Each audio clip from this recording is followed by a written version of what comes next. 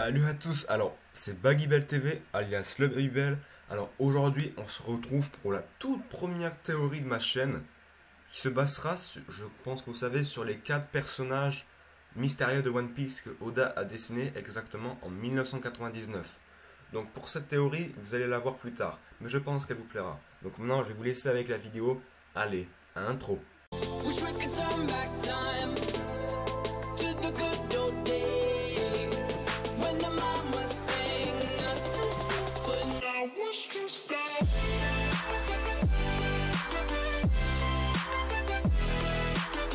Alors, tout le monde, on se retrouve pour le thème principal de ma théorie. C'est sur l'une des 4 personnes mystérieuses de One Piece qu'a dessiné Oda, comme vous le savez, en 1999. Donc, cette personne que vous voyez ici, c'est la personne qui est en haut à droite. Et je pense savoir d'où elle provient. Je pense que vous le savez tous déjà, on peut voir qu'elle possède une épée dans la main gauche. Donc, c'est un sabreur avec une armure quand même qui est assez imposante.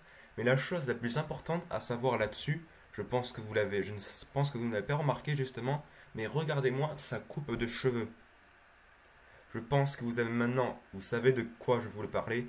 Regardez, il est chauve avec une sorte de bigoudi à l'arrière. Et justement, cette coupe de cheveux vient de l'île de Wano. C'est exactement la même que celle par exemple de Kinemon ou d'autres personnes de l'île de Wano. Donc je pense vraiment que cette personne vient de l'île de Wano. Et donc sera un futur personnage dans le prochain arc qui se passera après l'arc Whole Cake Island. Allez les gars, on se retrouve juste pour la dernière partie de cette théorie qui pour moi est très importante. Les 4 personnages mystères. L'illustration ci-contre a été publiée la première fois comme couverture du Weekly Shonen Jump en 1999. Donc en 1999, on va dire que c'est à peu près les débuts de One Piece. Donc c'est quand même loin. La publication de One Piece avait à cette époque 2 ans et est arrivée vers la fin des aventures de East Blue. Donc on peut se dire déjà que les 4 personnages n'ont pas été dans East Blue. Ce sont plus tard dans Grand Line, etc. Pour l'illustration, fut republié dans l'artbook One Piece Color Walk 2, sorti en 2003 au Japon. Donc ça c'est pas très intéressant. Son origine vient de l'éditeur de Maître Oda, donc c'est Oda qui les a bien dessinés, qui voulait qu'il dessine des méchants qui allaient apparaître plus tard dans l'histoire, une sorte de preview en somme. Donc voilà déjà premièrement. Et je sais qu'on peut reconnaître en haut à gauche Boa Hancock. Mais juste pour vous dire, regardez sa robe et regardez son boa. Ils n'ont pas le même dessin qu'il y a eu plus tard. Donc on peut dire que par exemple les 3 autres personnages qu'il y a pourront avoir plus tard on va dire des vêtements différents de ceux qu'ils ont maintenant.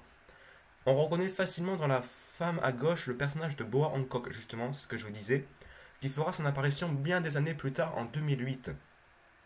Donc dites-vous que les 3 personnages peuvent apparaître comme en 2017, comme en 2020.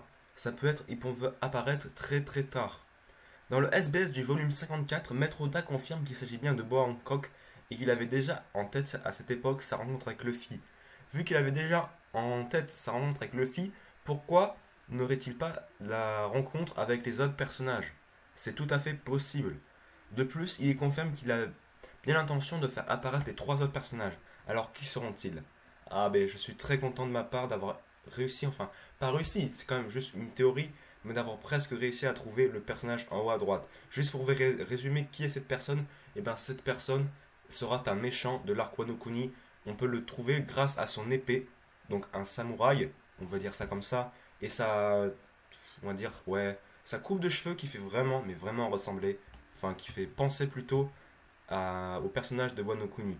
Donc maintenant, je vais vous dire une dernière chose. Si vous ne vous abonnez pas à cette chaîne et que vous ne mettez pas un like à cette vidéo, vous allez vous prendre une baggy ball dans la gueule. Alors je vous remercie tous d'avoir suivi cette théorie. Je vous laisse avec une prochaine vidéo qui apparaîtra bientôt. Allez, ciao!